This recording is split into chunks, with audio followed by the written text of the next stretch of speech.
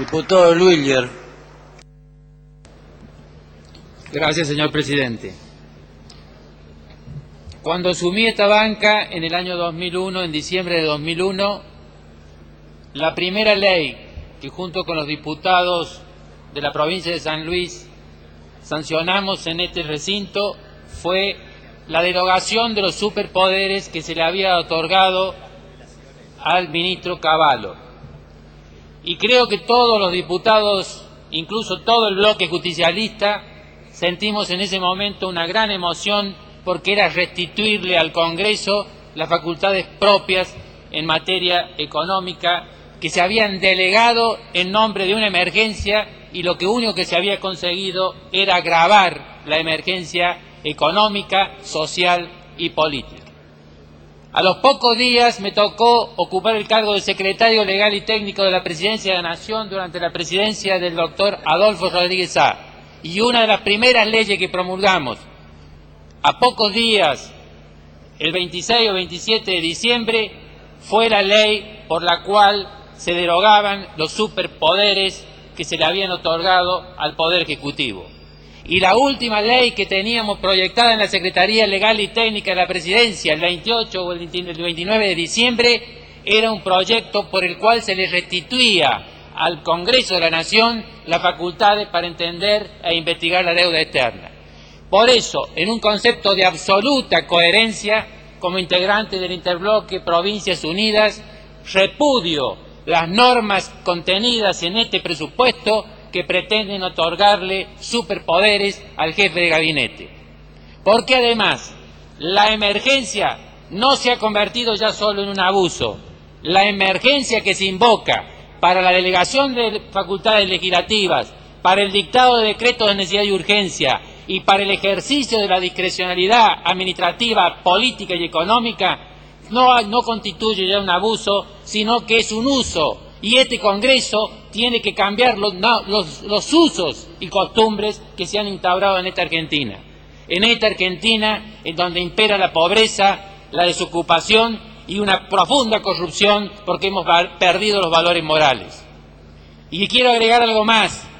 Las emergencias económicas que se invocan en la Argentina desde 1930 y que motivó que el Partido Justicialista removiera la Corte que había avalado el golpe de 1930, es lo que ha permitido siempre que las emergencias han estado en este país al servicio de los poderosos. Yo no conozco ninguna emergencia al servicio de los más humildes. Siempre las emergencias están al servicio de los poderosos, y lo corrobora este presupuesto, porque acá los diputados preopinantes han señalado con toda claridad cómo hay una concentración de poder y cómo se hacen reservas de caja para beneficiar a las empresas extranjeras o a las grandes empresas multinacionales o para pagar intereses de la deuda cuando no se solucionan los grandes problemas como es el problema de la desocupación, de la miseria, de la deserción escolar y de la falencia que tiene nuestro sistema educativo, nuestras universidades y nuestro sistema de salud. Pero además, se le delegan las facultades, como se ha dicho, en un funcionario, en esa figura híbrida, como decía el diputado Banossi, esa figura híbrida que se pretendió hacer una situación mixta entre un régimen parlamentario y un presidencialismo, y se concluyó en un hiperpresidencialismo. Un hiperpresidencialismo que afecta además el régimen federal. Y esto es aún más grave en este momento, porque es la primera vez histórica que tenemos un presidente de minoría, porque ni siquiera el doctor Ilia, que fue elegido con el 23%, si bien no tenía la mayoría popular, tuvo la mayoría en el Consejo, en el colegio electoral. Y este es un presidente de minoría, un presidente que no fue a un balotaje, porque el balotaje debía estar en la Constitución para garantizar un 51%. No se podía asumir una presidencia con el 23%. Desgraciadamente, estas son las consecuencias, y además delegamos en el jefe de gabinete la suma del poder público, que a su vez la puede delegar en otro funcionario. Hemos colocado la discrecionalidad por encima de la Constitución Nacional. Se acaba de abrogar el derecho de propiedad en un fallo de la Corte Suprema, donde se ha instaurado una nueva minoría automática, una nueva mayoría automática. Es decir, que cada presidente quiere tener una corte que le resulte completamente dócil para avalar las decisiones políticas. Hemos derogado el derecho de propiedad y advierto que la derogación del derecho de propiedad, como ya lo decía Joaquín B. González, implica poner en peligro todas las libertades cívicas. Se pretende legalizar la especificación, violando también la Constitución. Ya se pretendió el año pasado en el presupuesto, porque primero se tiene que pedir la comisión, que no funciona, a pesar de que existe un mandato constitucional en el artículo 99. En la ambigua Constitución, en esto que un senador nacional de mi provincia calificó de mamarracho.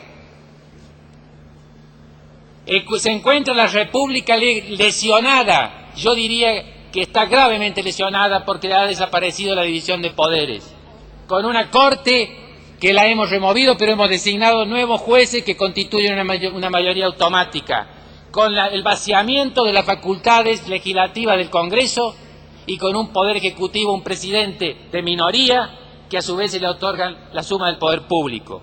Pero también está gravemente lesionada la democracia, señores diputados, porque como voy a citar también de nuevo al doctor Banossi, porque él hace referencia a un autor español, no basta la oposición.